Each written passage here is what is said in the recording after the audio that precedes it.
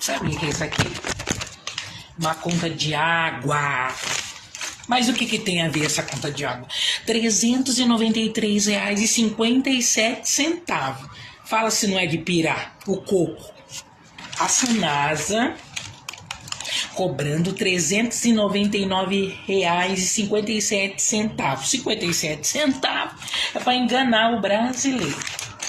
Agora eu pergunto para você, uma família que recebe um salário mínimo, se pagar quase R$ 400 de água, economizando, pagando mais, vamos supor, 300 de conta de luz, como que vai viver?